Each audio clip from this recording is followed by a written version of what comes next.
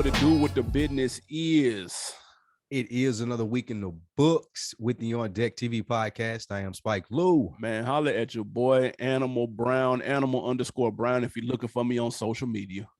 Absolutely. I am Spike Lou on them same social sites. Holla at your boy. How you holding up out there close to the holidays? Got your Christmas shopping done? Absolutely not. I'm going to wait last minute like real niggas do.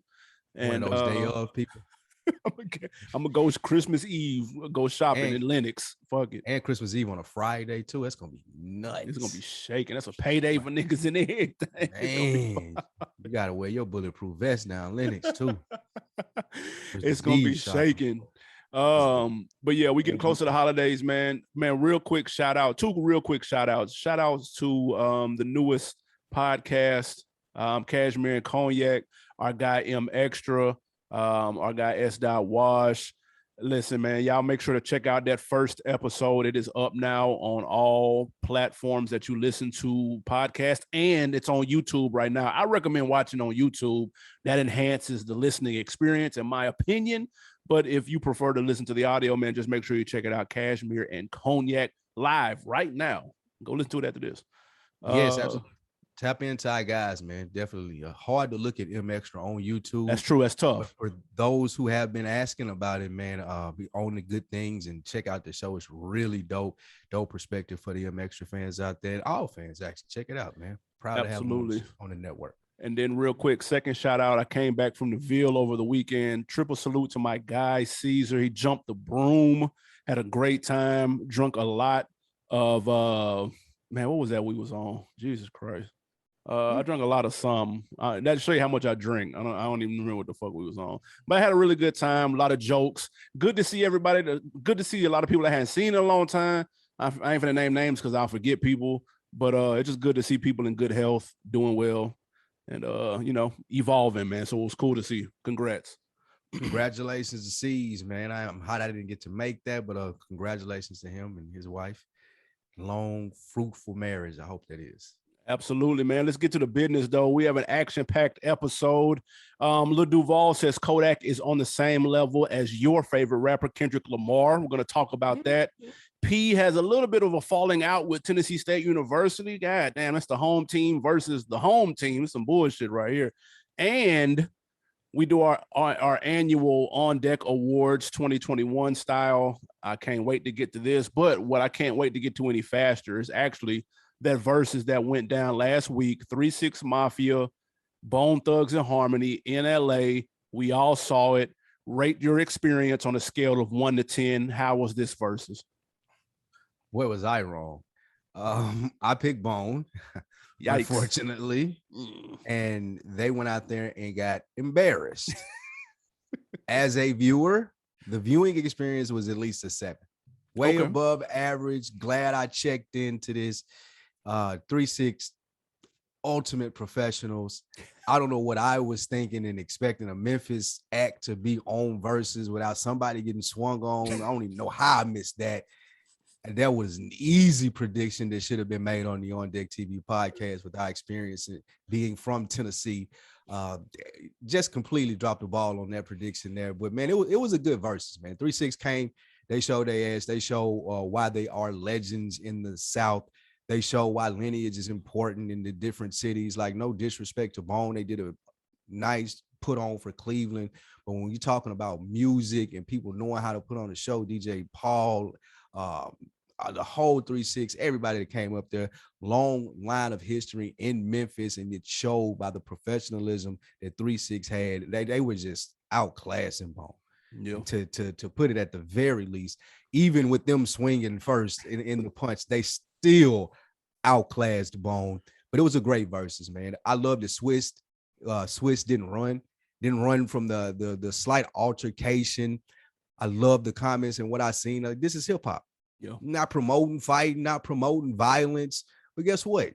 Had a little slight mishap right here, but we're gonna keep it going. We're gonna load everything back up, get everybody back on the same page, because this is unfortunately the environment that we come from, but we're gonna keep running and we're gonna get this bag like we signed up to do. I loved it. Great professionalism by everybody involved.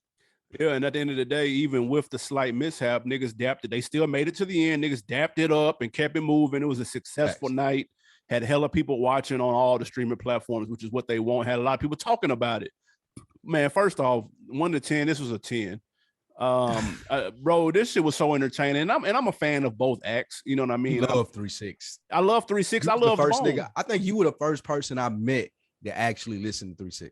3-6 was tough. I fuck with 3-6 heavy back in the day. I don't know about that. No, they were tough. Clearly, you just saw them put on a show in this Verzuz. They I feel like they formed into what they are at what you saw at the Verzuz, like they grew into, because Juicy J, he put them on his back. Yeah, he put them on his back. But go ahead. No, he shook it. I'm not gonna lie, but it was dumb entertaining. I'm hella familiar with both of their catalogs, so I was looking forward to this. And I thought I was surprised that 3-6 came out the gate with what they came out with. Because they came out the gate swinging. I was like, damn, tear the club up already? Who run it? Yeah. Already? Yeah. I was like, damn, all right. And so I think that aided in a little bit of Bone's frustration because they chose a different route. They chose to save their hits for around the middle and try to finish strong, whereas 3-6 came out the gate heavy. So I think that led to some of the frustrations. Busy Bone, of course, the altercation with Busy Bone and Juicy J was some of the funniest shit I've seen all year. Like that dude, I was crying laughing. First of all, him calling them ugly motherfuckers was so funny. And it's at least 7 ugly motherfuckers on 3-6 side. Start from the beginning, though. Did you know you were well aware of their beef, right? Yeah, hell yeah. You knew they didn't like each other. Yeah, but that was water under the bridge, though. It's like 90s shit. Allegedly. Well, when you I thought it was calling me an ugly motherfucker. That's true. Water under the bridge. That's true. So I wasn't really familiar. I kind of knew, but didn't know they was beefing like that. I didn't know it was on site. Well, that's more one member that's got some mental challenges. You think the medicine, when she was saying he should have took his medicine, was that a low blow or was that all fair and game? Nah, I mean the nigga swung. He threw a fucking water ball in it, and he can't. Once you stop the show and call me ugly motherfucker, and like you make it a point, like you could have said that, like. There's a way if he wanted to get that off, like he could have got that off. Motherfuckers say slick shit when they getting the mic back and play the song. Like you could have got that off. Yeah. But he stopped the show, crossed under the tape. Like nigga, relax. And then he threw the water bottle, like you said, like it was all on business. But Juicy J response. Don't play with me. You're gonna get that from Memphis. I don't give a fuck what you got. It ain't gotta be no street nigga or nothing. He just gotta be from Memphis. I'm telling you, that's the responses you gonna get, nigga. That's Memphis all day, every day. Oh, I was crying. And then, like you said, Gangsta Boo ad-libbing the whole fight made it even funnier. The whole time, dude, you can hear her in the background. Busy Bone, you a hater. Hey, DJ Paul was the first one to run up though. It was somebody else too. DJ Paul was the first nigga in his face when he threw the bottle. He rushed him. Hey man, he ran to the front strong. Fat Joe said that if y'all haven't watched Fat Joe recap, I see why he do the recap. This is the first time I ever watched one. Dude, that shit was stupid funny, dude. Because he hops on IG, does the recap. You know, he gassed it up like how New York niggas do gas shit. He stole your sauce. He throwing on all the extra A1 sauce on top, but it's hella entertaining. Man, DJ Paul tapped into the live. Man, that nigga said, I mean this in no disrespect. He said, how you got one arm, but you the first one swinging? But I'm crying. Hey, Fat Joe funny as fuck, dude. He funny as hell. I should have had him as my nominee for Person of the Year. He been shaking it low key too, though. God, that was funny. Great job. He has done a great job this year. He need to thank Swiss for that oop. That's a fact. Swiss has thrown him this year. But that was a good battle, though. To be honest, that was a good battle. It was a blowout at first, and then it got a little more even because Bone trying to do them B-sides, and I'm very like, chill. Y'all got to match hit for hit, and then try to gain niggas with the B-side. I wish it was in another city. I understand Bone has a big following in LA, but you couldn't really get the hype from the vibe from the crowd. I thought that was whack. Yeah, they wasn't really hype at all. Nah, not from what we could see. Not from what we could see. And it was a typical LA crowd, though. That's what LA does. That's the big backlash that you usually get. All phones up, dude. When nobody hype. Like, people weren't trying to see shit. Yeah, true. Too cool for school. All right, man. But that was a exciting classic, versus. What's bro. the next one? What was it? It's a classic. That was a classic verse. That was a classic versus, bro. What are the other classic verses? Give me Gucci Jeezy. Easy. That was a classic. Locks Dipset. Locks Dipset for sure. That's a classic, dude. Verzuz has at least 3 classics. Fuck it. What about Jadakiss Fab? That was great. It wasn't a classic. Oh, that was great though. It had moments. It did. It was. But it wasn't a classic. Versus classics. That's a good one. Yeah. All right, next, man, we go to your man, Travis Scott. He had a, unfortunate incident that happened we all know about with the Astroworld Festival. Hulu decided to put a documentary out about it. Yes, that quick. They got a lot of backlash online for people saying that it was way too soon, so they pulled it down. My question to you, Animal Brown, is a good move or bad move by Hulu to listen to the critics and take the documentary down? That was smart, man. It's entirely too soon. There's litigation out here. It was called Concert from Hell, by the way. And I understand title right there. Yeah, that's nasty. The title was nasty, but I understand Hulu wants to capitalize off of the moment and the search engine optimization. Everybody's still talking about it, so they were trying to get out there quick. How they filmed and chopped up this documentary, nigga, in 3 business days, I have no fucking clue. I can only imagine how it looked. I don't know anybody that saw it. I didn't see it, but it was way too soon. You can let this marinate. It's going to hit the same next year, bro. If you would have dropped Concert from Hell, the Astroworld documentary, this time in 2022, it would have hit the same, dude. Everybody would have been interested. You know what I'm saying? It would have been if they filmed it like how I'm thinking they filmed it, and we're probably seeing never before seen X, Y, and Z's, then it probably still would have had a big impact, and Hulu would have got the clicks that they were looking for. But to do that shit 2 weeks, 3 weeks after the fact, man, bro, it's still lawsuits going on, man. People just got through like having funerals and shit, bro. Like that wasn't cool, man. That was whack. That was an interesting decision by Hulu to market it the way that they did. Mm-hmm. To take it down and listen to the backlash was smart. Yep. But the approach that they took, I don't think was smart, and they could have got this off. The crowd that's going to tap into Hulu and read Concert from Hell that they were promoting this to, that's not the crowd that's tapping into or that wants to tap into this so soon, because those were the people at Astroworld. Right. If this is a 60 minutes piece, if this is on 2020 or Dateline Friday, that Friday when it happened is cool. Because that's a whole different older crowd of people that really are interested. Hey, what happened? Yep. Our Dateline's covering this. I've been hearing this Travis Scott guy's been all over Good Morning America. Hell yeah, I want to see this. But don't push this up here having front page Hulu Concert from Hell, because it seems like you're just piling on to Travis Scott. Yep. This could be used to his advantage because he doesn't want to get out and speak about this. He doesn't want to get out and seem insensitive about this. So if there are things that make it, because I mean, again, he's just an artist and we know the takes that we took on this. So if there are things in the documentary that show, hey man, this wasn't really his fault. Or if there are things in the documentary that kind of show you a thought process that he had, anything that kind of gives you some leeway, again, he's not coming out to talk about it. If this could be the voice for, and I ain't trying to let him off the hook or say that he wasn't at fault at all, but if there's something by professionals that could be done to put out information about this, then yeah, we want the information. Don't promo it to us the way that you did. Don't throw it, because I logged on to Hulu to watch something else and like, nigga, it's front page. Yep. And my first thought, like you said, this is insensitive, but then thinking about it more, like I do want the information because there's been a lot of shit out there, the speculation, a lot of conspiracies online as to what happened.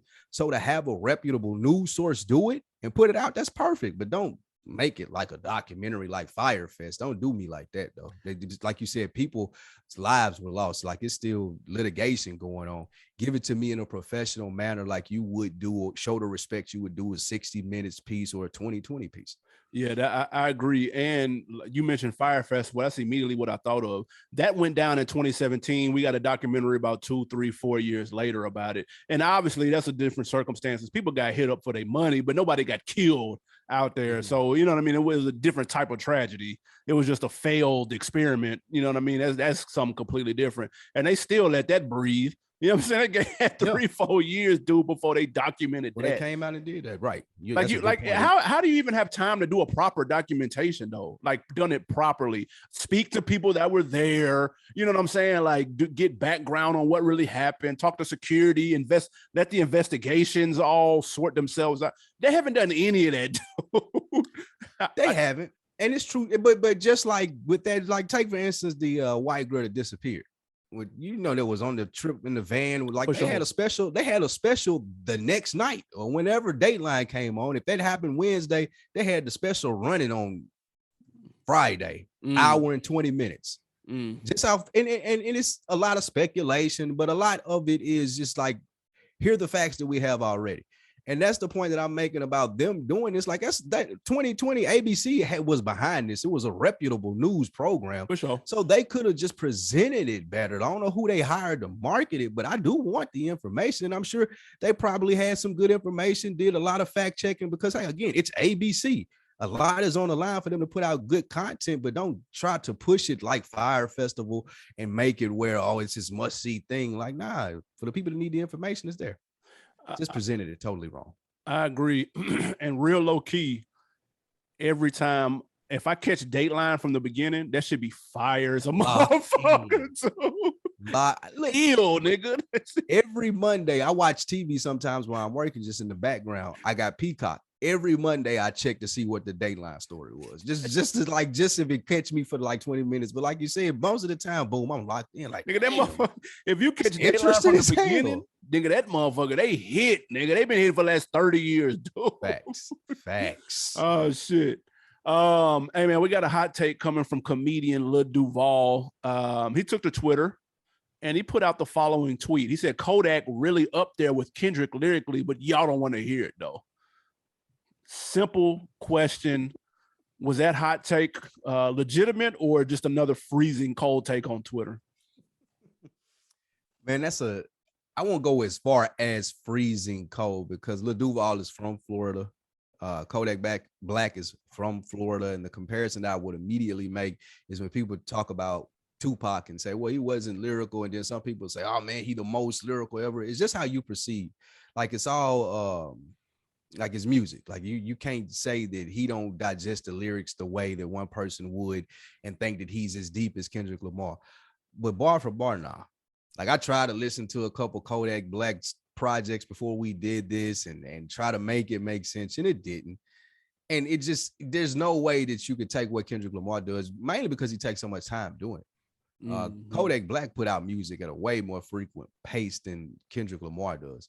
And it's a lot deeper when you go back and you listen to an album. Like, damn, like even when you listen to it, and then people will be like, oh, well, listen from the end, and it goes to the beginning and it tells a completely different story. Like Kodak Black don't have lyrics like that you can even perceive that may happen, and people even suggested to you online and you go to check it out. Like, nah, that's not happening. So Lil Duval with a freezing cold take right there. Yeah, that was ice cold. He gonna need some icy hot for that reach, dude. Like Kendrick to Kodak Black, bro. And he tried to jump back at people that were, obviously letting him know that this take was garbage. He said, most of y'all hating on Kodak don't even listen to him. Your opinion don't matter. Nigga said I must be comparing Kodak to Kendrick Perkins, which is hilarious. Yes. Jesus Christ. Because that's exactly, nigga, what the fuck. That's you must be talking about another Kendrick, bro. Because obviously, and here's the thing, though. You're making people knock Kodak and joke on Kodak. And you're making him the butt of a joke because you jumped out there on the ledge on this ridiculous comparison. Kendrick Lamar is barbecuing Kodak Black 7 days a week, 24 hours a day, dude. And there's nothing wrong with that. He is barbecuing a lot of people every day of the week. So I don't want to turn this into Kodak Black is trash, because that's what's going to happen. People are going to go extreme the other way because you wanted to go extreme left. They're going to go extreme right and start calling Kodak trash. And he's never been this. We're not going to go that far. He should never be in the same sentence as Kendrick Lamar unless you're naming rappers in alphabetical order, dude. And other than that, leave them two alone. They don't belong in the same sentence. I don't care where you're from. I don't care if you're from Kodak's neighborhood, dude, or it doesn't matter. If you listen to hip hop and rap, They're just, you can like Kodak music more than Kendrick though. If he would have said that, I wouldn't even be mad. I'd be like, okay, that's subjective. But if you know rap and you know what lyrics are, then you can't compare the two. That's not fair to Kodak though. He set him up. Lil Duval's smart, and he knew phrasing it this way would get backlash. Lil Duval is a social media provocateur. So he knows how to get people talking one way or the other. So I would attribute it to that. But like you said, you're not wrong if you prefer Kodak Black music over Kendrick Lamar. I would never clown somebody for that. But like you said, when we talking about lyrics and you talking about like shit you can just pull up, genius and see how this makes sense versus something else, like, nah, you can't do that.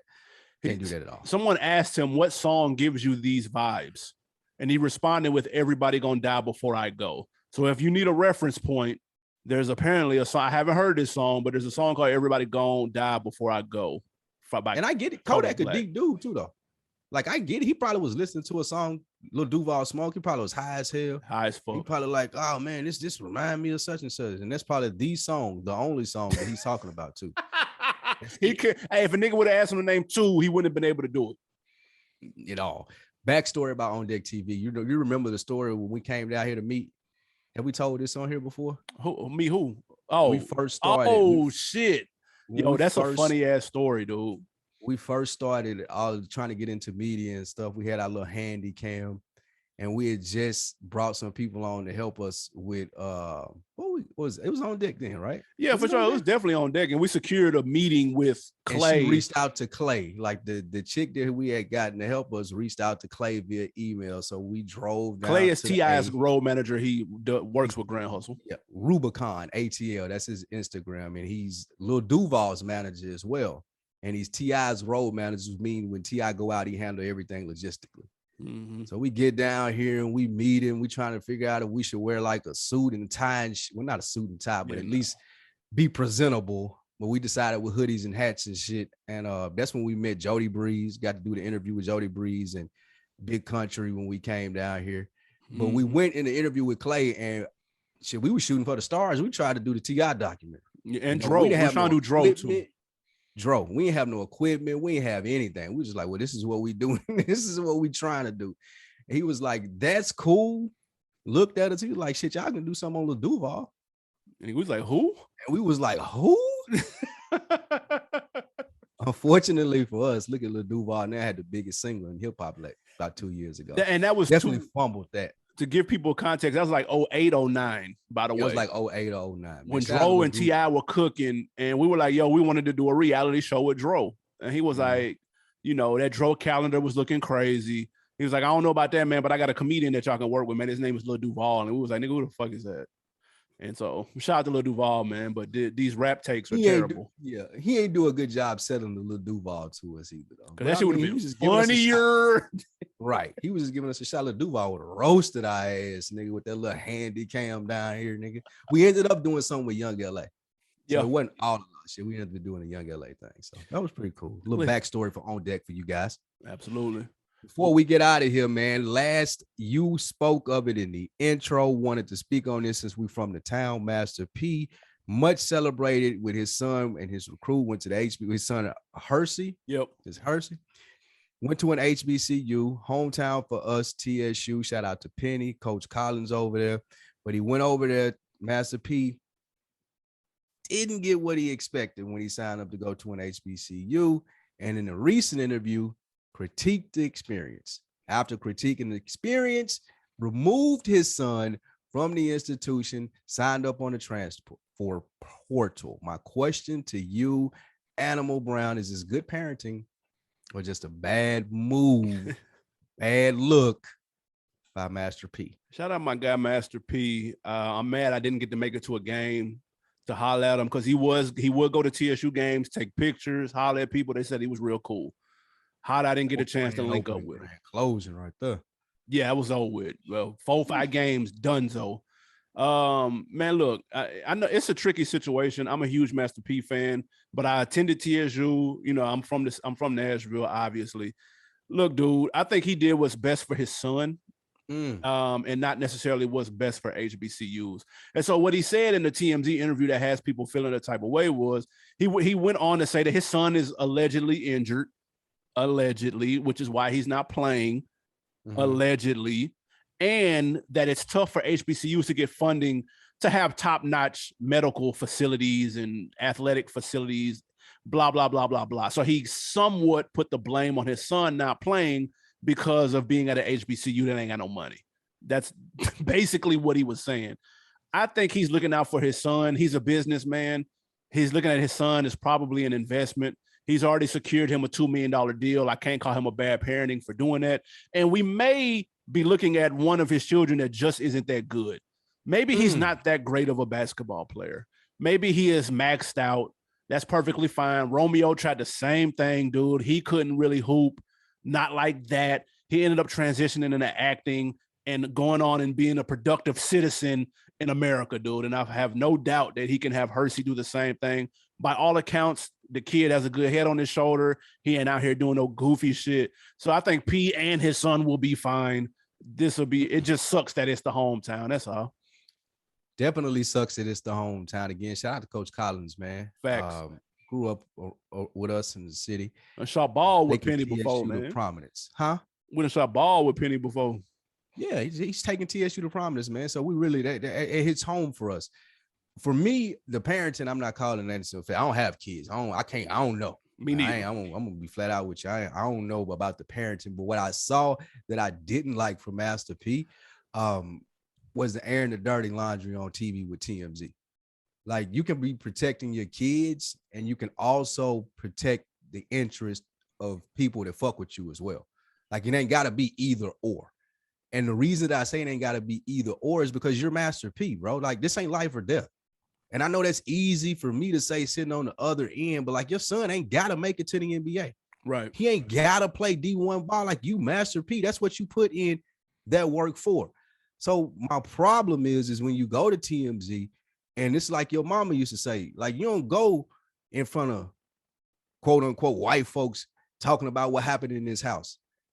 Like, if you want to take this shit up with people at TSU, if you want to take this up with some black media source and say, hey, this is what we're going to do to fix it, it's cool. Don't go to TMZ telling them, oh, TSU dropped the ball here, there, in the third. Then on top of that, take your son and say, oh, we're leaving to go to the white folks where the water is colder and the ice is colder. Like, let's not do that, because Master P put in a lot of work to have the means to be able to change shit like that. In my opinion, he may have no interest in doing that, and that's cool.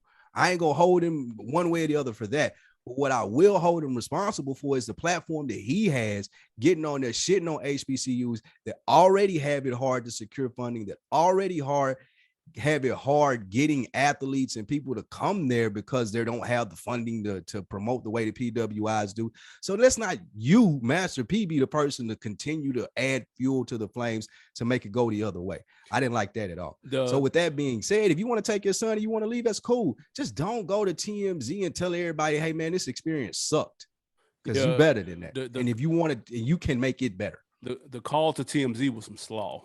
That's calling paparazzi on yourself when you getting ready to walk out the door, and that was some slaw. And why, bro? This not life or death, bro. Like, Hersey ain't. They're not checking for him like that, bro. Like, he ain't gotta go to the league. Yeah, like, most people don't. Yeah, like, and it's cool. Like, he ain't gotta go to the league. Just like them ugly ass knockoff Jordans didn't sell. Just like ain't nobody buying the noodles or the fucking whatever it is you were selling, dude. It's cool. You still Master P. Like, listen, just offer some help, bro. Help us, don't hurt us. Shout out to Skill Wing and my guy Marcus Kinsley, man. Help us, don't hurt us, man. Absolutely. Real quick though, this is the part, because I'm looking at it from both perspectives, and obviously you don't want to be the person that gets the short end of the stick, because Master P has his voice is louder than Tennessee State's. You know what I'm saying? He's got 7, 8, 9, 10 million followers on Instagram. He can get TMZ on the jack. Like, he can do stuff like that. So what he says holds more weight. The thing is, he doesn't. I would ask you, does he owe TSU anything? Yeah. Why? Because you made a commitment to them. You like you signed a scholarship. or his son or whatever it may be. People move all the time though? They do all the time, but you signed up to be a part of this. And I ain't asking you for blind loyalty, but you owe TSU more than calling TMZ to complain. I think he's done more than that though. What you mean, like bringing the complaints to TSU? No, I'm saying bringing those eyes to TSU. Wearing Tennessee State hoodie on Breakfast Club, the #1 breakfast show in the country, that's a big deal. Going to ESPN, talking to Stephen A, repping Tennessee State University, that's a big deal. Those are looks that Tennessee State has never had before. Right. So that's what I'm saying. That in his head, that's what he would say he's done. I guarantee, bro, if we had him on this show, or if we just had him behind closed doors, he would say, nigga, you know how many eyes I just put on y'all shit? He would say that, bro. And first of all, he would say, therefore, I don't owe y'all anything. I know people are yelling at you right now through their listening device. Let's not do TSU any kind of way. It's one of the most respected HBCUs out there. Of course. And in sports history, NFL, they're not on Breakfast Club though, bro. Players. You're right, they're not on Breakfast Club, but what good is that if 3 months later you come back and shit on it and you remove yourself from the situation? It's cool. Like, bro, if you go on TMZ or you calling them because you feel like the TSU ain't listening, but you know what I'm going to do? I'm going to stay here and stick it out because I believe in what I signed up for with my son. Then that's cool. I get what you're saying, but you can't go and do this and say, well, at least I got y'all on Breakfast Club, because on Breakfast Club tomorrow, you know what they're going to talk about? Oh, P shitted on TSU and his son is leaving. So now the last thing that people are going to remember is him shitting on him. They're not going to remember the beginning part. Like you said, when he shouted them out and had the hoodie on that was misspelled or had Tennessee soldiers instead of Tennessee State Tigers. Like, they're not even going to remember that stuff. So the stuff that he's done, like you said, is great. It's cool, but it ain't enough. I think the only people that I've heard him say that he shitted on TSU are people that have ties to Nashville and TSU. I haven't seen Breakfast Club say that. I haven't seen any other outlet say, damn, P shitted on HBCUs, except people that are connected to the school and have an emotional tie to the city or school. Those are the only people I've seen say that. That's enough, ain't it? But with all that being said, the TMZ interview was trash. Let me be very clear. Okay. The TMZ interview was trash. Like, let's make no mistake about that. But I think there's an emotional attachment to the people that we're hearing it from. And it's no coincidence that everybody that's saying he trashed the city and all this are actually from the city and go to the school. You stumbled upon a great point there. That's what HBCUs are all about, though. It's the communities. Like, you've offended a community. Like, even when we talk about how to bring them to prominence, we talk about associating a certain rapper with a specific community in the HBCU, whether it be Puff with Hampton or such and such with Florida A&M or P with TSU. Once you, like, that's the community that you should be riding for when you out in public. Like I said, it's cool for you to have these gripes and these complaints, but like you said, the people that are offended are the most important people that we're talking about in the situation, because no one else is going to care.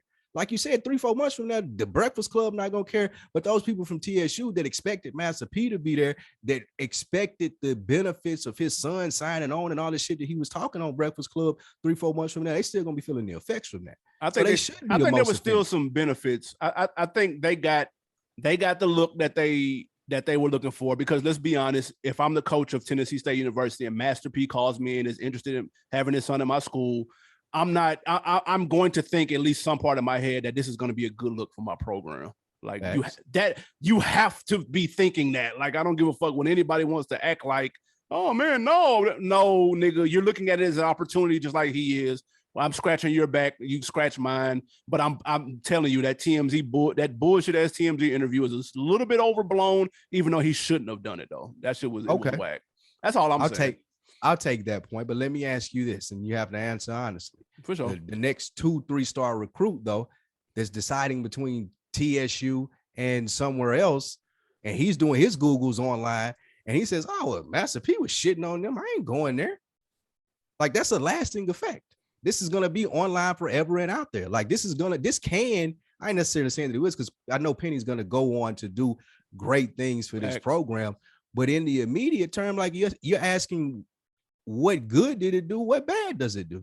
Like, this is going to be out there. Like, this affects recruiting as well. Like, you're telling people coming in, oh, these facilities not good. The trainers, I don't know, man. I had to take my child out, man. You take it for what it's worth. But hey man, give him a try. Like that ain't a ringing endorsement. Come Yeah, on, nah, people do better than that. he should have never done the What's Name interview. Yeah, That's no he way. definitely shouldn't have done that. We both agree to that.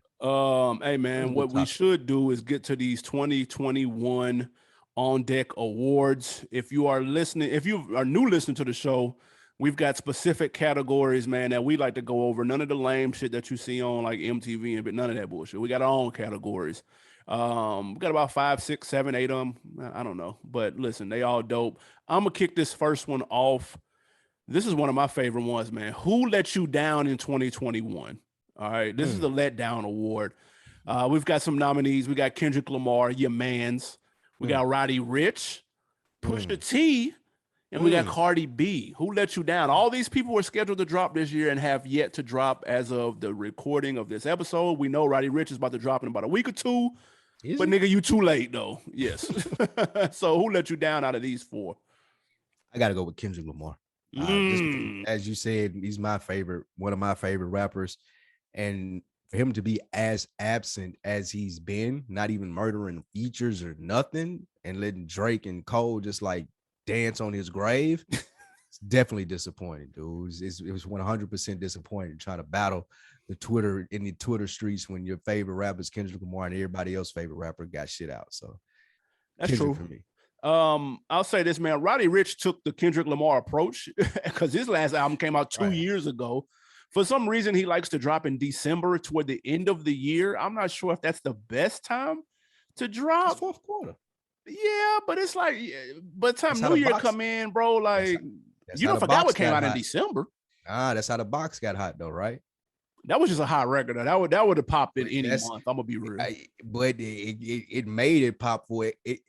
The timing that he had in that was able for him to take the 2 years off. Like him dropping. Yeah, hits on. He had some records on that album though. He did, and I ain't knocking the album. I'm saying that record was so big and the timing that it dropped, like it was okay for him to take the 2 years off. But you picked him for your like rookie of the year. It was your guy. Because I'm a beast. With that being said, though, the person who let me down the most is Pusha T. Like Kendrick Lamar at least has an excuse with COVID because he's going to make music in which he has to do worldwide tours to go along with it. So he needs a full rollout, and he needs to know if this Omarion shit is really real, or if what was the one, Delta or whatever variant was before Delta. He needs to make sure that this shit is cleared the fuck up. So when he drops his album, then he can go on this big dog 9,000 city world tour. So I understand his apprehension. Pusha T not doing that shit.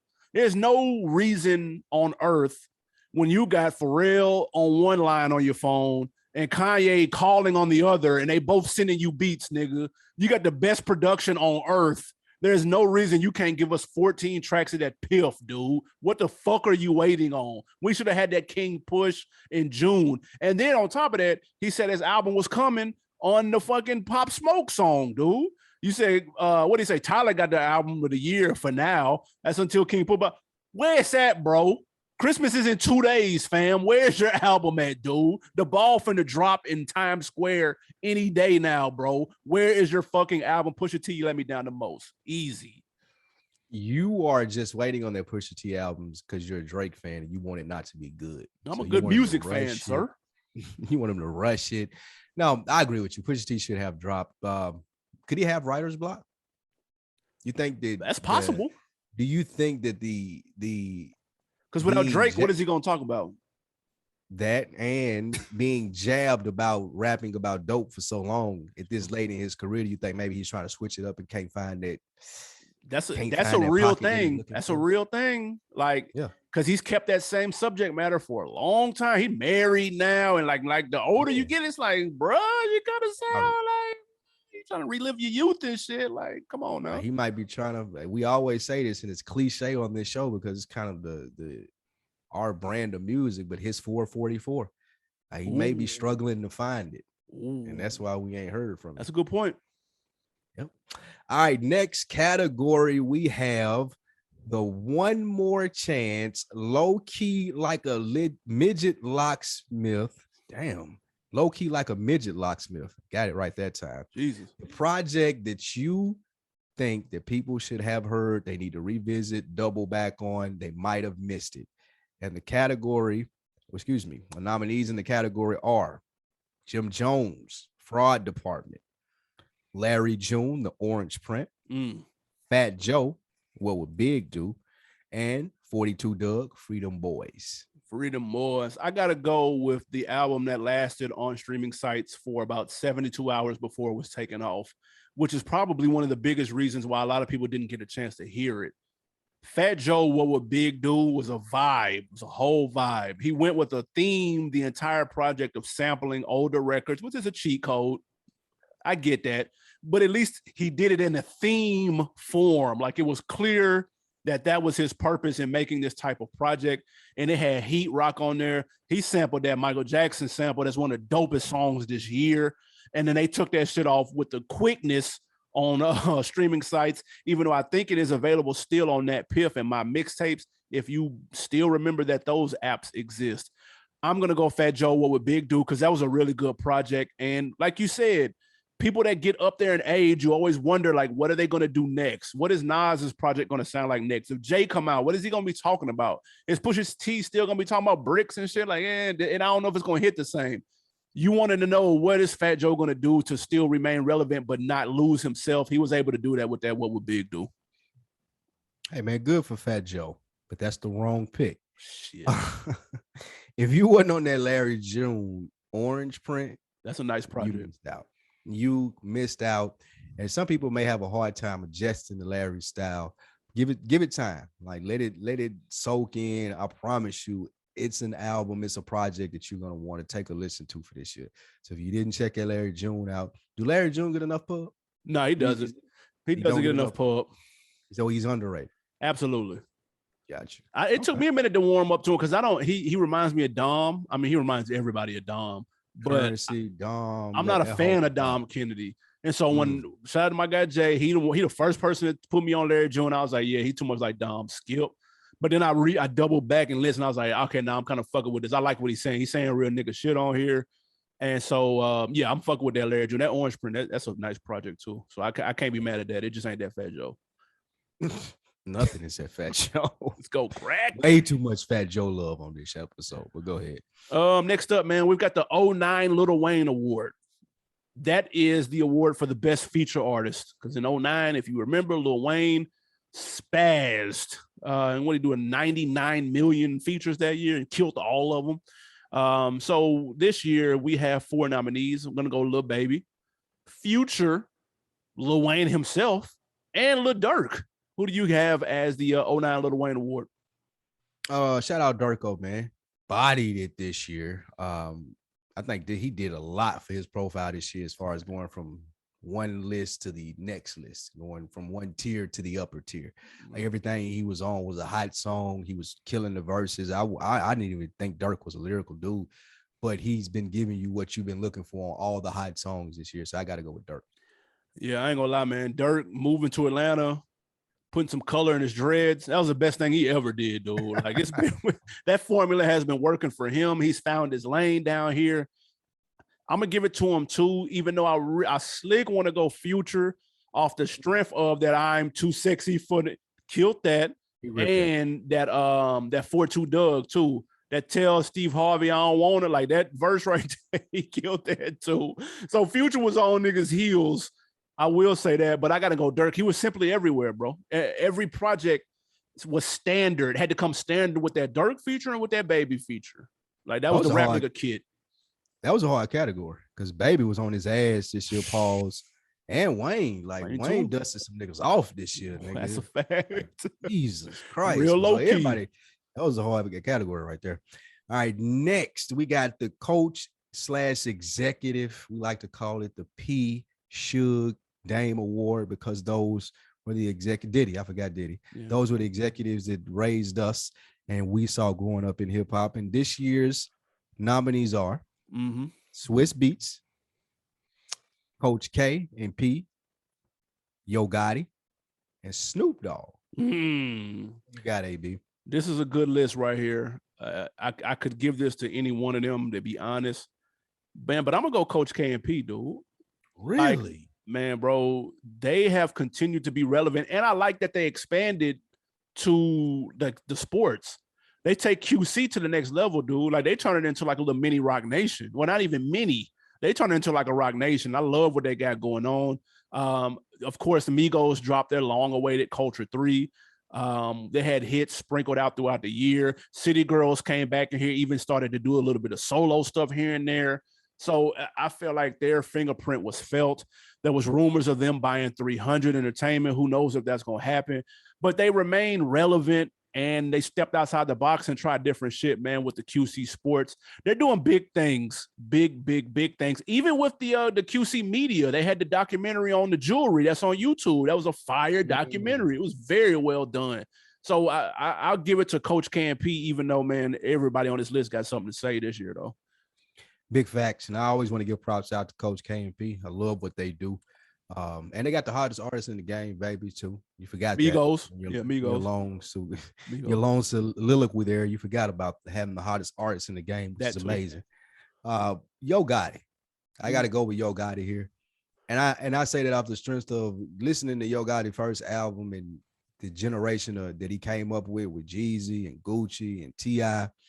Like, I wouldn't have thought that if I took a poll in 2021 and say, well, who's doing the best out of those guys from a music standpoint, and you would take Yo Gotti, I wouldn't have thought that. Yeah. So just on that alone, I want to pick him for, the artists that he has under him: Black Youngster, Moneybagg Yo, who am I forgetting? Shit, 42 Doug, all of the people that are under him on the CMG.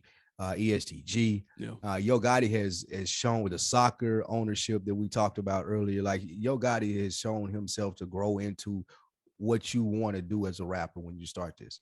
And the conversation that we've heard him have behind the scenes, it shows that he had a plan, he stuck to it.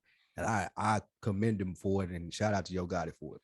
Yeah, man, got to give him props. Well, like I said, man, that was a tough category too, because I think Snoop gonna do big things at Def Jam. It's just gonna happen next year or next 2 years. He had to sign one more person other than Benny. He might have won that. Hey, you know what? When we talked about that, and we was like, man, he should, like, if this would have happened back in the day, they had the source cover with about 4 or 5 niggas on there. You'd have been gassed at what Def Jam had come. I'm gonna tell you who they need to sign tomorrow. Who? He needs to sign Sci-Hi tomorrow. Because Sci-Hi claimed he got the greatest album of all time. We know how dope he is. We know how he can ghostwrite for some other niggas on Def Jam too and make their shit tighter.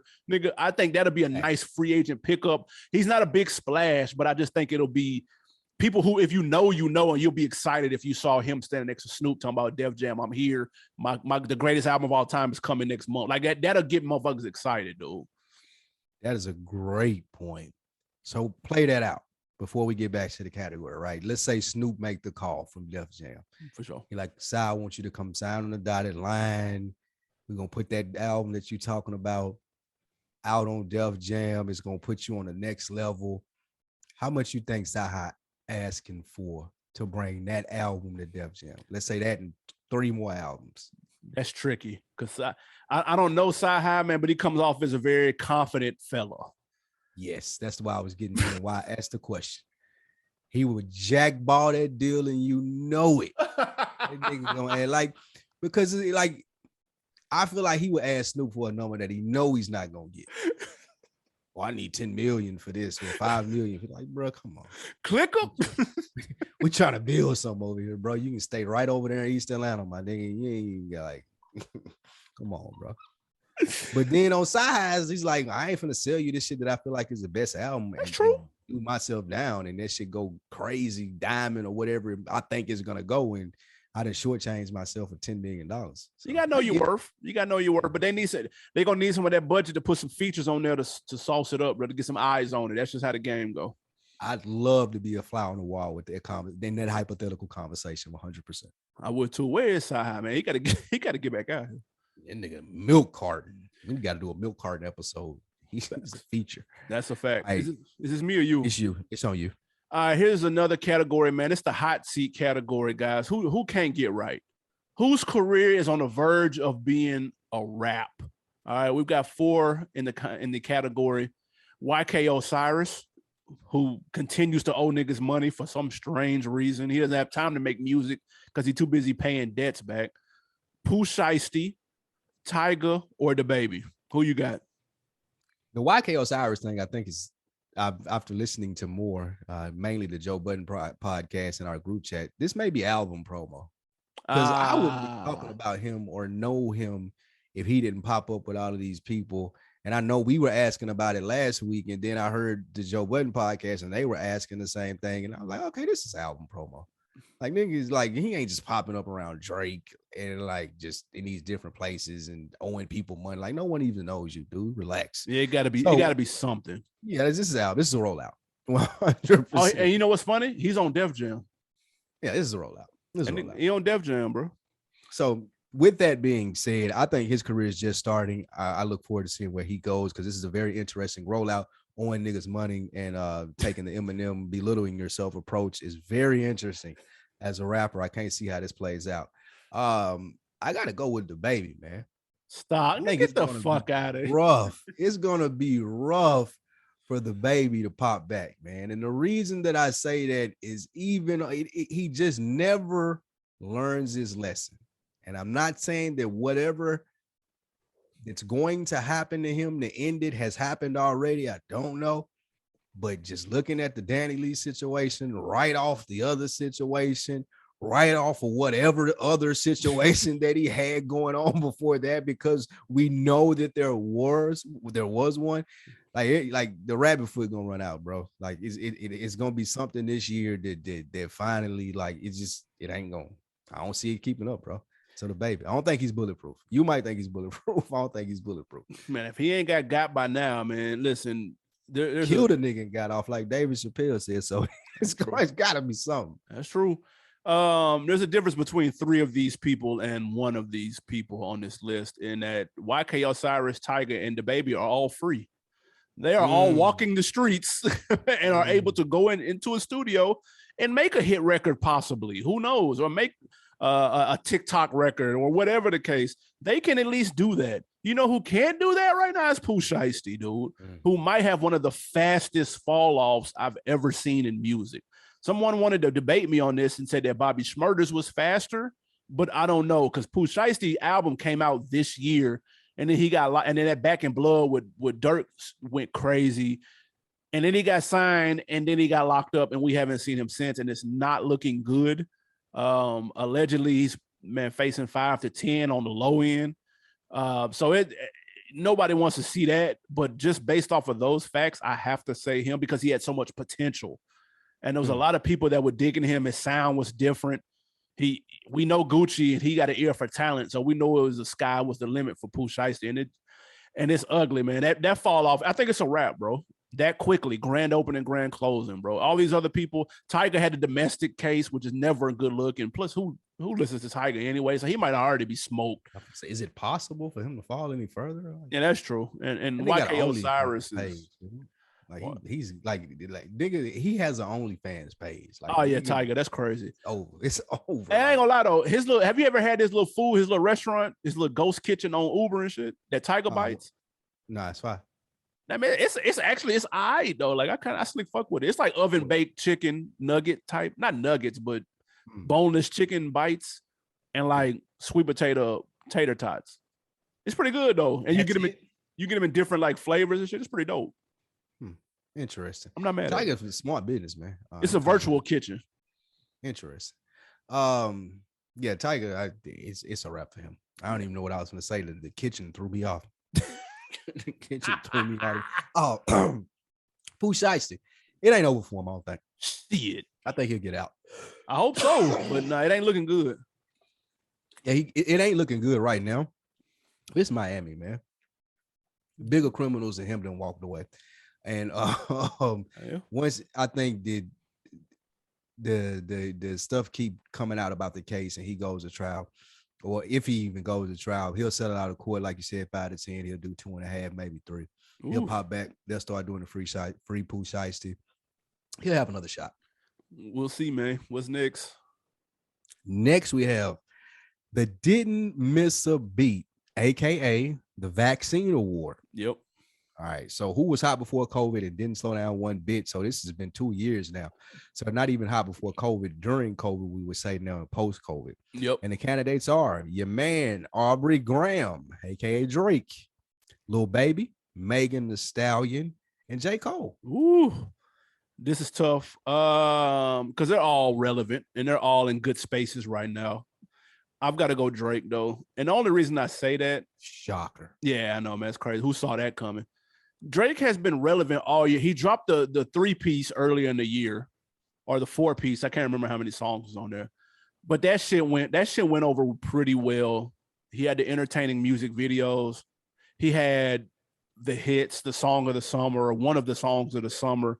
He continued to do his thing, dude. Like, and it's just and we'll get, when we get to the top 10 albums of the year, like, however you feel about the album, if it was more of the same to you, or if this was Aubrey Reloaded, whatever the fuck, however you felt about it, like, dude continues to be in contention for the MVP award every year, dude. Like, he just is, dude. He's like LeBron. Like, you could give it to him, but niggas just want to go with somebody else just to switch it up. Same thing. They did the same shit with Mike. But I think Drake has proven to just be like, bro, he's undefeated, bro. Like, I'm sorry. Like, dude, you want to talk about Teflon? Like, Drake is Teflon, bro. Like, it just is. He even the little spat he had with Kanye, dude, the album was coming soon for 3 months straight. Like, and nobody gave a shit. Everybody still waited on it, dude. He didn't lose one fan because he delayed his album 17 times. And so I got to go Drake, man, with respect to the other hot individuals on the list. Right. Because it's Drake, like you said, all of that stuff. He's Teflon, bulletproof. And because he's Drake, he can delay it. And I agree. Even in an album year, and compared to an off year when we see he was kind of laid low in the quarantine year, he was still making waves. But this was an album year, CLB dropped, and he was everywhere. Like, everywhere that he should have been, all the features that he should have made. Like, he was everywhere, beefing with the biggest other rapper than him, or person in the music business, Kanye West. So I think he did everything that he was supposed to be as the number one act in the game. So I agree with that. We can argue Kanye Slick had a bounce back year too. Cause last 2020 niggas weren't fucking with dude.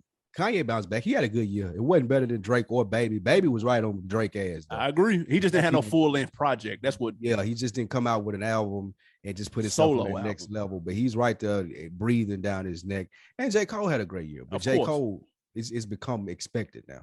I agree. So he ain't gonna get as much recognition, and he's not as big as Drake, just flat out. So I go with Drake too. I thought about this real quick before we get to this last category. We talked when Nori had talked about he made Kanye cool again. I thought about this the other day. That only works. That interview only works is if that album that Kanye dropped is well received. That's the only way that works. Because if that album would have came out and generally speaking, people didn't like it, nobody would have gave a shit about what he was talking about in that interview. Like, so the fact that Kanye put out music that people, generally speaking, received well, that is what put him back in good graces with people. And then the interview was just the icing on top of that. Because it always starts with the music. Well, at least with an artist, that is. It always starts with the music. I disagree with you. Because I didn't give a fuck about it. That's why I said generally speaking, though. Yeah. Because that record, people like the album. I checked into that interview because he was doing it with Nori. Like, that was the only reason but we've talked about this before. You don't look at interviews for the interviewer. I won't look at interviews because of the person that's interviewing them.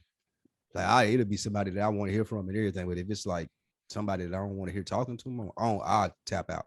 So I see what you say there. That's an interesting perspective. But I think my perspective on that is different. The only reason that I even gave that a shot is because it was on Drink Champs. It could have been Breakfast Club. It could have been anywhere else, and I wouldn't have listened to it. Probably other than maybe Joe Butt. $1 million worth of game, you would have listened to that. That would have been interesting. Oh no, he would have deboed them, man. they let niggas get to talking on there. Like Wallow, I fuck with Wallow and Gilly. They do a good job. But I don't know if Kanye West, because Nori got a unorthodox style. Like, it's hard for a nigga to try to go in there and try to just talk over Nori and shit, because he gonna hit you from everywhere. They try to stay in a straight line and just be kind of like, I don't know. Yeah, you're right. I would have checked it out, just see how that went. Yeah, I agree with that. But that's an interesting point that you bring up. The music was good, though. I ain't knocking what you're saying from that. The album was good, and it would have been a lot received less if it wasn't for that banging album with Donda. But I checked it out simply because of Nori. So I see what he says there too. For sure. Man, it's flowers. Shout out to Nori, man. Verse of the year. Is this you? The year. That's you. That's you. It's you. You got it. All right, fuck it. Verse of the year, man. We've got 1, 2, 3, 4, 5. Woo, this was tough. This was my hardest category. Drake, Seeing Green, which of course was the Nicki record. Andre 3000 verse on Life of the Party. Jesus Christ. Miss Donda. Oh my God. Hey, Miss Donda. You might not even have to read the rest. You run into that might just be the end of the fuck it. That's the end of the category. But just for the shits and giggles, we'll keep going. Freddie Gibbs, Empathy, his verse on Lloyd Banks' album. Nobody heard that. If a tree falls in the woods, did it really fall? That's a good point. The only person I heard talking about that Lloyd Banks was Big Jeff, and this verse, verse was fire though. He killed it. That's Fabio Foreign off the grid, off that Donda, and Lil Baby Wants and Needs off that Drake 3-piece. Verse of the year. What's the second best verse of the year? Because we know what the first one is. This is a tough category, man. So first of all, it's very rare that a nigga get on the track and wash Drake up, but Baby definitely did it on Wants and Needs. Oh shit! And that don't get him the third on here. And he snapped on that though. He did snap on. He went off on that. The switching up the cadence and shit let you know that Baby had arrived. I don't want to dismiss Drake on Seeing Green, but Wayne had a better verse. Whoa. Yeah, Wayne had the best verse. Wayne was ripping that Seeing Green. He was. Like he made niggas, he dusted it off there. But of course the winner of this is Andre. Clearly. Party. Like, come on. Clearly. Sorry, Miss Donda. But for me, number 2 was the Fabio. He murdered it. Like that nigga. I don't even listen to New York drill. He murdered it. And I was reluctant to even listen to this album, but one song that I found myself continuously playing was this. And this verse, this nigga was going in, dude. True. It's exactly what you want to hear from a young nigga from New York like him is popping, like bar for bar. Like, I love that shit. So his verse would be second for me. That would be verse of the year. If Andre 3000 wasn't an alien, that would be verse of the year. You know what? I agree, because that Fabio verse was, and I had listened to him previous to this. And man, you know what? He doesn't have anything like that in his catalog before this. So this was like a career-defining moment, because there's a lot of eyes on that album, dude, and especially that song, because it got the beat, it got the it got the little bop and all that good shit. Thanks. But I think the fact that Ye came in and was like, "Yo, this album by my mom. I'm on my gospel shit, whatever the fuck." You know what I'm saying? I'm on this type of time. I think he forced people out of their traditional, I'm clapping niggas up, blah, blah, blah, blah, blah, whatever the fuck Fabio talk about on the drill shit. He made people step outside their box and actually show some range. And I think that's why it connected, in my opinion. I think that's why that verse worked. Because like you said, that was some young nigga New York shit that he had the same style and the swag of the New York nigga, but like he was saying some real shit on there about navigating the industry, coming where he come from, and he doesn't talk about that on the other shit that he puts out. And so I like that Kanye forced people out of their box, whether that was done purposefully or not. I think it worked for several people on that album. And that verse to me is the second best verse of the year. He killed it. Like he be performing at it like festivals and everything now too. Like you said, that's a good point. Career defining verse right there. Yep. Like that changed his career. Like that's one of those games. But to show love to the one that won, that Andre verse is just like, is a reason why he's so special, dude. And it's just like, I was trying to explain this to my girl because she was asking, like, why did everybody consider Andre the best rapper, right? Yep. And it ain't necessarily, like we was talking about earlier with the Lil Duval thing, it ain't necessarily about lyrics. It's just how relatable dude is, man. Yeah. Like you can listen to this verse and like it ain't necessarily boring you down or nothing like that. It's just like the emotion that it strikes. Yep. Like I ain't been rapping in 3, 4, 5 years, nigga, but I can come back and I can talk to this dude via 16 about his mom, nigga, more important, my mom passing. And when you listen to it, you're gonna think about the people in your life that you lost. Like, yes, everybody can't do that, dude. No. That shit is really special, dude. And that kind of explains, like when I explained to her, I mentioned the verse on What a Job, the Devin the Dude song, and I kind of mentioned that a lot on this podcast. I listen to that song every day. But just him on that verse is just like, it ain't really super lyrical, but he was just talking about how he met a couple and they explained to him how his verse got them through such and such, and they like he was telling them he had to go to the studio, but just in reference how great his job was of being a rapper. And it's just small shit like that of how he's able to turn the hook into the verse and to make it all relate to you as the person listening to the song, and that's just special. And it ain't maybe it's a handful of people that can do that. Agreed. It's not a lot. And listen, that verse, I was listening to when that verse leaked. I was listening to the shitty quality YouTube version, like relentlessly, before this even came out. Before he actually officially dropped it. When they officially dropped it, nigga, that shit sound. And then it's over the beat, like it's just perfect. The nigga verse is perfect, dude. Like it's just like I don't shit. Like the sorry Miss Donda, like keep continuously adding that in there. Like that shit is perfection. That nigga said, man, hey Miss Donda, that man, hey dude, it's just next level, man. It hit completely different if you don't lost somebody close though. It hit what, like even if you haven't, nigga, like if you just fucking are alive, nigga, you just know how the world work. It hit different. So that's the verse of the year, man. I said that I spoiled that weeks ago, and I'm sticking to that. Andre 3000, low key. Might have verse of the year about 5 or 6 years though, like not in a row, but I'm saying just like if you go back and listen to his like because that his verse on I'm Sorry on that T.I.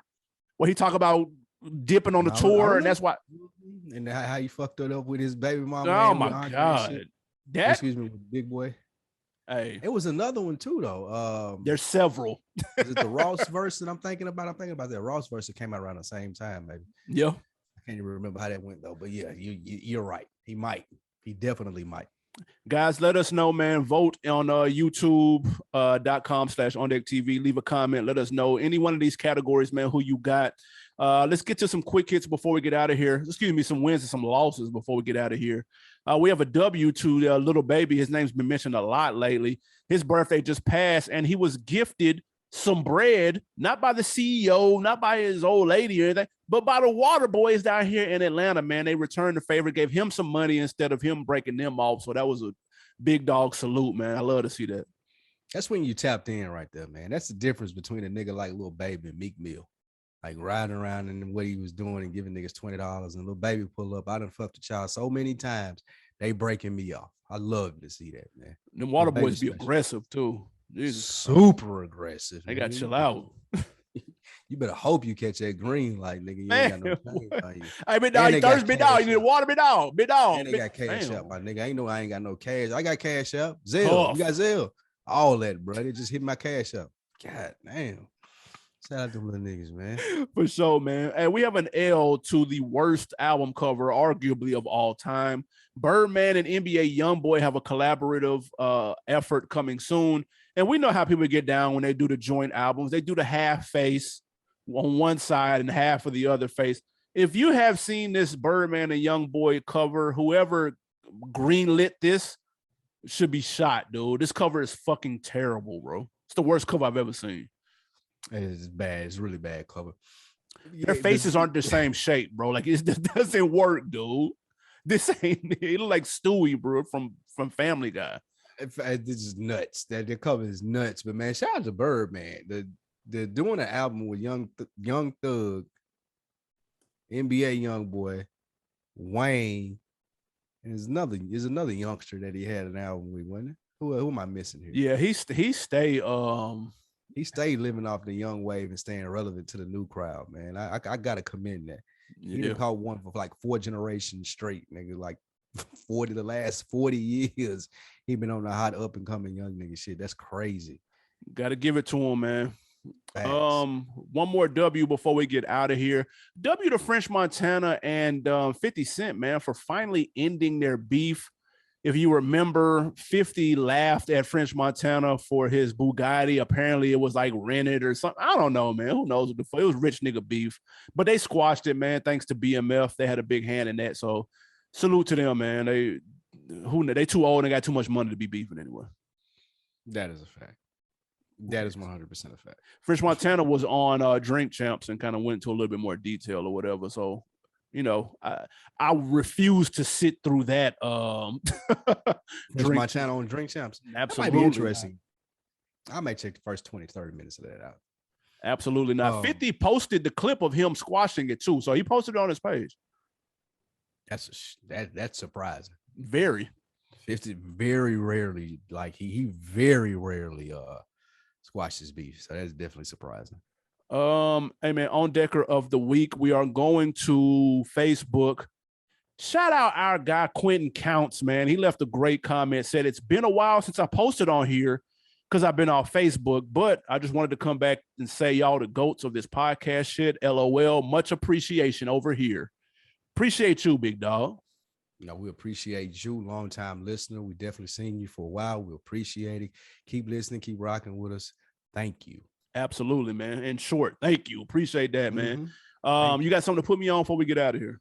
Yes, man. This is going to be an interesting episode. You brought them up a little earlier. I won't say can't wait, but I'm very interested in see how this play out. DJ Academics is going $1 million worth of game. Yeah. A 2-hour and 22-minute interview. Yeah. And I cannot wait to press play on it. I know I just said I wasn't going to use can't wait, but that's where I'm at with it because I want to see how this goes. I want to see how Gilly and Wallow, I want to see how they hold him to some of the stuff that he does because Wallow was pretty good at it was somebody that I mentioned on here that I listened to when Wallow was pressing it. Whack. Yeah, that interview was good because they ain't let him off the hook. So I want to see if they take a similar approach with Academics and see how this goes. So $1 million worth of game with DJ Academics. Absolutely, man. I've got two, of course, as I mentioned earlier, Cashmere and Cognac. Make sure y'all check out that podcast. Thanks. It's a grown man lifestyle shit, dude. So if you're trying to level up or stay leveled where you at a high level, make sure you check that out, man. It's across all social media platforms and all that good shit. YouTube, iTunes, everywhere, man. Just go search that. And then also on HBO, I had some downtime, and so I ran through season 2 of Love Life because I heard. You finally watched The Wire? No, absolutely not. Come on. No, I can't. Season 2 of that is what got me out of that. But I started season 2 of Love Life, even though I haven't seen season 1. Everybody told me you didn't have to. It's an anthology series. They're not really related like that. So I watched season 2, man, because it was a black dude that was the lead. And that shit was funnier than hell. It's a very easy watch, 30-minute joint. Pretty good. I'm going to check season 1 out now. But that was a good show, man. Very well written. I laughed a lot more than I thought I would. I like seeing black actors and actresses in the dry humor space that usually was just reserved for like Seinfeld and stuff. So it's cool to kind of see our stories being told in that type of style. And it worked. So it's a good show. I'm going to check that out. It's been so much. You would like it. I'm definitely going to check that out. Somebody told me about that. And I wasn't sure, like you said, about season 2. It's funny, bro. There's some shit you'll be like, okay, now this funny as fuck. It's funny as fuck, low key, without being goofy and shit. Yeah, I'm definitely gonna check that out. Which is the best type of funny for me.